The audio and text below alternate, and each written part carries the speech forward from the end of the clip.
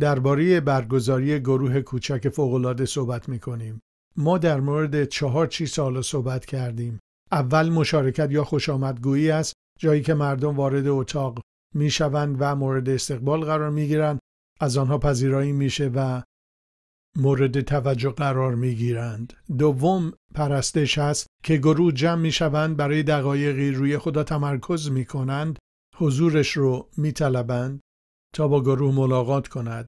و سومین بخش خیلی مهم هست، بحث در مورد کتاب مقدس هست، مرحله‌ای که شما سوال میپرسید و پاسخ میدید که چطور در زندگیمون کار میکنه و در طول هفته از آن استفاده میکنیم. چهارمین این هست که ببینیم خدا در زندگی دیگران کار میکنه و این دعا برای همدیگر هست، همینطور که کار خدا رو در دعا میبینیم. آخرین بخش خیلی مهم هست و اغلب به آن توجهی نمیشود و آن شهادت دادن هست. منظورم این هست که وقت بگذاریم در جلسمون که بپرسید هفته آینده چه کسی رو دعوت میکنید، شما چه کسی رو سعی میکنید بیارید که از کلیسا دیدن کنه، چه کسی رو میخواهید بیارید که در این گروه شرکت کنند، چه کسی را به فعالیت گروهی آینده ما میآورید. و متوجه شدم این سوال رو بپرسید، مردم شروع به فکر میکنند و میتونید دعا کنید باشون در این باره و کمک میکنه تمرکز بیرونی باشه نه درونی برای ما و من و خودم و چیزهای خودم، بلکه به دیگران، مردمی که در گروه نیستند و مسیحی نیستند و نیاز به نجات دارند. من متوجه شدم به عنوان یک رهبر اگر هر هفته سوال کنم چه کسی رو دعوت خواهند کرد، از همه بپرسم، حالا یا به کلیسا یا به گروهمون یا به فعالیت اجتماعیمون، و برای اون دعا کنیم، خارق‌العاده است که بیشتر آنها دعوت میکنن، مهمانان بیشتر میآیند و نجات پیدا میکنن.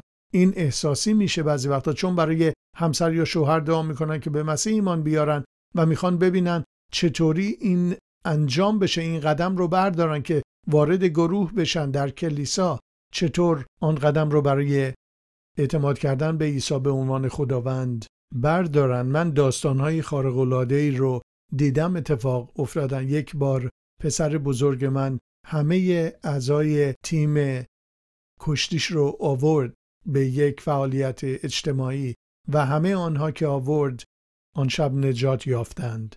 این بسیار قدرتمند بود، اما این فقط اون شب اتفاق نیفتاد، ماها قبل اتفاق افتاد. وقتی این سوالات رو میپرسیدیم، چه کسی رو دعوت میکنی و چه کمکی میتونی بکنی که به اینجا بیاین، هرگز قدرت شهادت دادن رو دست کم نگیرید. و بخش دیگر این مؤلفه این است که میتونید از آنها بخواهید که شهادت خودشون رو در فعالیت‌های اجتماعی به اشتراک بگذارن و به جلسه آینده دعوت کنند. پس این زمانهای قدرتمندی است، ابزار و کار ساده است اما باعث ایجاد تغییر بزرگی می شود. شما میتونید گروه کوچک رو رهبری کنید. برای جلسه عالی 5 مؤلفه وجود دارد. زمانهای گرد همایی، خوشامدگویی و پرستش. در آنجا روی دیگران تمرکز میکنیم و روی خدا بر کلام تمرکز میکنیم در وقت کلام. بعد با دعا به یکدیگر تمرکز میکنیم و آنهایی که در گروه نیستند با وقت شهادت. میتونید گروه کوچک رو رهبری کنید. خدا با هیجان از شما استفاده میکنه تا تغییر ایجاد کنید، شاگرد بسازید که شاگرد بسازند.